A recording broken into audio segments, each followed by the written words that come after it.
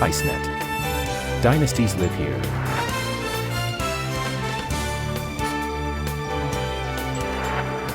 And they were everybody's joke in the NHL, and they're hardly that anymore, and they could win that Stanley Cup. In 1978-79, the New York Islanders led the league in total points, and Al Arbour was named Coach of the Year, an honor which many people felt was long overdue. However, the loss to the Rangers in last year's All-New York semifinal diminished those achievements and led to the subsequent criticism that the Islanders couldn't win the big one, something they're trying hard to dispel. I think it's a carryover from last year. You know, the New York people, the media there is a little different than anywhere else. Basically, all our fans were all Ranger fans at one time. But we're getting now the nucleus of fans that are strictly Islander fans. They've grown with the club. Now they're there. But somebody that's been a Ranger fan for 20 years, you'll never change them. Though blessed with some of the top offensive talent in the league, the Islanders continued to slump at the start of this season. Where others might have panicked, Al Arbour stuck by his players and continued to stress the need for teamwork. The Islanders responded by finishing the season with a flourish that has extended into the playoffs. I like to play a system that complements the players that you have. I know when I first got here, we didn't have many offensive players, and we played a very, very tight defensive system. And as the players progressed, we opened up our system to a certain degree. Well, I would say that the greatest quality that Al Arbour has is the ability to communicate whatever thought he has at a particular time to the player. And players question, they want to know, they don't just accept. They want to have more of an understanding and a reason for what the team might be doing. And I don't think there's anybody better in that phase of the game. Well, it's certainly very important to communicate with players on a daily basis. You know, you take lines together and defensemen together, and sometimes you take the whole team together and you try to stay on top of everything.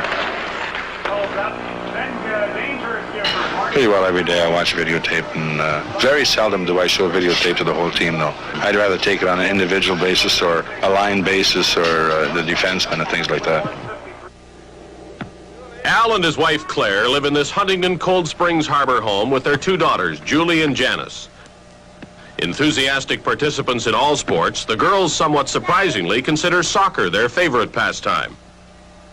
Al had only one full season there. Although the Arbours are avid hockey fans, Al likes to keep the game separate from his family affairs. You know, I don't talk to him too much about hockey, and, you know, I keep things to myself, where I go in my office and work it out, and I try not to bring my burden upon the family. I think the most relaxation I get is I come in here in the living room and I just put the stereo on and I listen to music for hours on end. And that kind of relaxes me quite a bit. The Arbour's family room is full of trophies and mementos that chronicle Al's hockey career. A 12-year veteran of the NHL, Al ended his playing days in St. Louis in 1971. Always a popular player, he was honored by the local St. Louis fans with this plaque. It was during his stay with the Blues that Al came under the influence of general manager coach Scotty Bowman. As a player, he was team captain. And in 1970, he took over behind the bench when Bowman decided to devote full time to his managerial duties. You certainly pick up things from all the people that you've been involved with, and certain ideas that I have are certainly Scotty Bowman's ideas, along with other people that I dealt with, Tommy Ivan, Punch In, Knock, and a great number of them. Certainly one of the most astute coaches in the game, Arbour is aware of the many influences that are altering today's hockey. An exponent of team play, he believes that this idea should be emphasized, especially at the early learning stages. There's no doubt that our hockey has to improve. I think we have to improve our player agility-wise and our passing.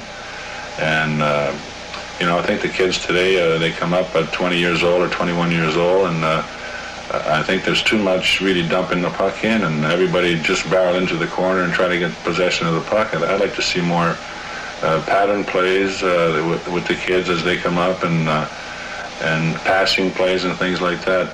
You look at the Russians, their agility is just fantastic. Their playmaking, their passing is superb, and I think that's something that we have to combine in our game. Al Arbour, the guiding hand behind the Islanders bench and one of the finest coaches in the game. During his long playing career, Al Arbour never missed the playoffs, and just once has that happened as a coach. As long as he coaches the New York Islanders, it's very unlikely it'll ever happen again. Coming up next, a coach in the National Hockey League this past season who just recently resigned, and we'll talk to Jacques Demers of the Quebec Nordiques about that as we return to the stand. The proceeding has been a special presentation of ICENET, the Islanders Championship Entertainment Network.